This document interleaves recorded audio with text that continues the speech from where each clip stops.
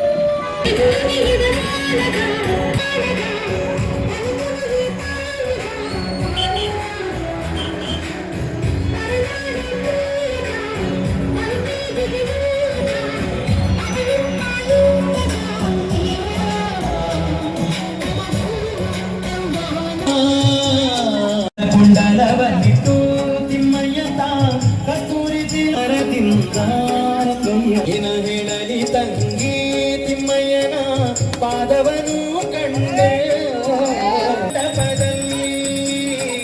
ನವರತ್ನ ಕೆತ್ತಿಸಿದ ಸ್ವಾಮಿಯನ್ನ ಹೃದಯ ಕನಸು ಕಂಡೆ.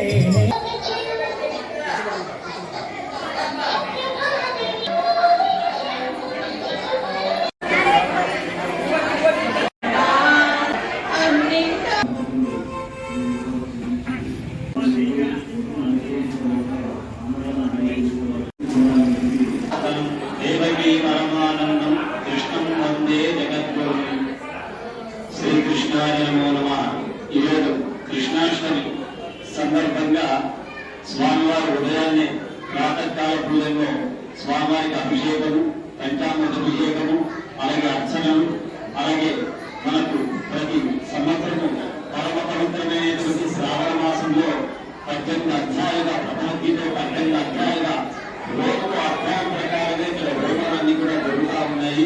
ఈ రోజు ఆలయంలో పూర్ణావతి కార్యక్రమం, మహా అన్నదాన కార్యక్రమం ప్రసారంగా ఉంటుంది. ఇలాగ 18 రోజులుగా ఈ మహాత్మ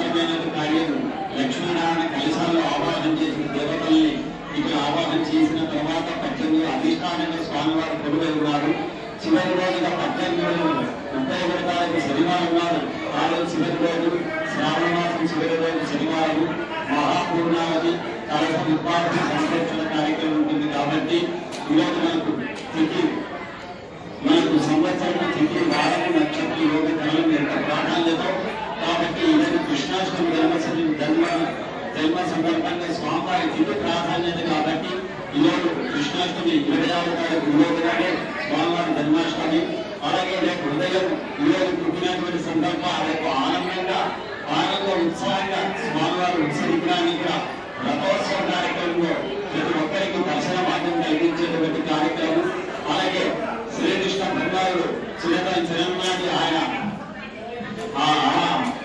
ఎంతో సంతోషంగా ఆటలాడుకునేటువంటి ఇంత సందర్భంగా ఆనందంగా ఉన్నాడు గుర్తుంచుకోవడానికి రేపు నృత్యం పట్టే కార్యక్రమం కూడా ఉంటుంది కాబట్టి ఆ కార్యక్రమంలో కృష్ణాష్టమి సందర్భంగా నృత్యం పట్టే కార్యక్రమం ఉత్సవ మహోత్సవ కార్యక్రమాలు కూడా జరుగుతుంది కాబట్టి ఈ కార్యక్రమంలో కూడా శ్రీకృష్ణ జన్మాష్టమి శ్రీకృష్ణుడు అవతరించినటువంటి రోజు అనేక మంది కన్నుల పండుగ చాలా సంతోషకరమైన ఈరోజు గీతా మందిరం ముందు ఆ శ్రీకృష్ణ భగవాన్ని దర్శించుకున్నారు.